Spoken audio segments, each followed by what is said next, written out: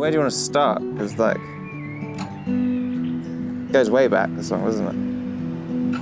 This was writing about my girlfriend being away, and up until before she left, we basically used to go on lots of walks around the same spot in our hometown. It's called Brickdock Bay.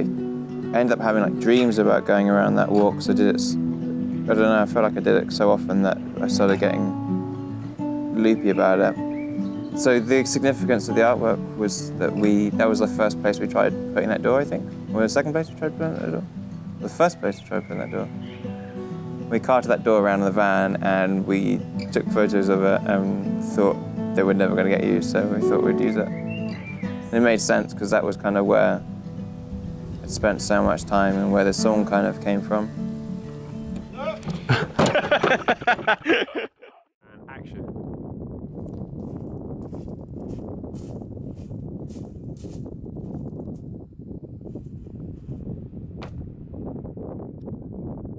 The video starts with me walking through this door. I guess that door's played quite a big part in a lot of our kind of visual.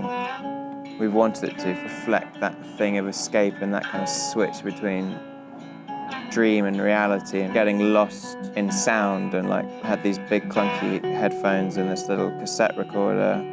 I'm basically going around recording these Foley sounds that you hear on the song.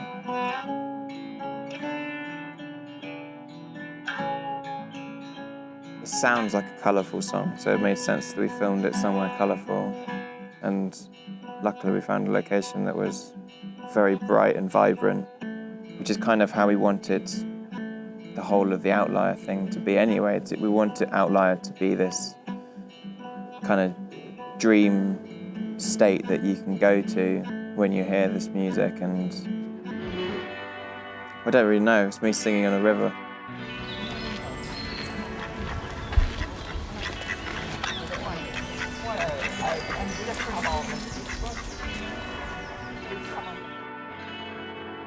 Up until now, we've always recorded with a producer, and this is kind of the first time that we've just done it on our own, and I ended up doing a lot of the production and mixing, although it kind of felt like because I was pulling bits from all sorts of other Port Isla songs and Outlya songs, and from like old sessions and samples and stuff. It never really just felt like working on my own. I got myself in a real muddle.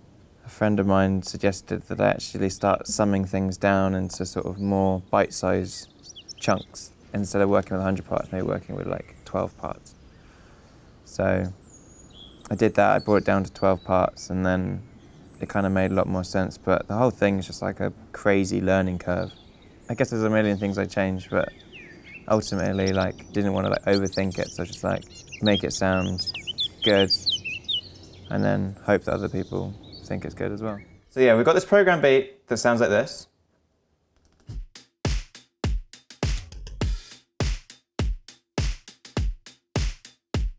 And that's actually like a selection of old drum machines and some drum samples of Henry's playing anyway.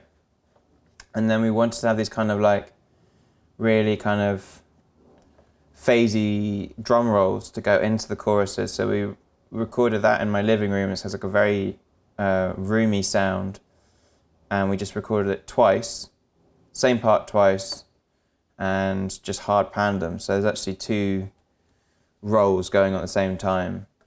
So you can hear it here.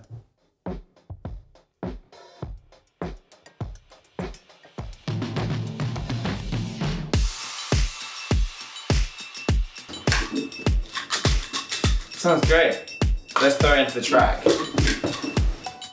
We come at the second chorus and it goes into this kind of like dreamy thing with this. We've got this drum beat. It's kind of like a sample fill.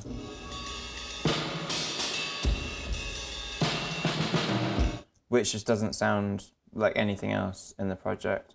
So it just kind of has its own little moment. And then didn't really feel like there was much else to go with it, but I put some of Henry's backing vocals in there, so we kind of have this baroque section of the song.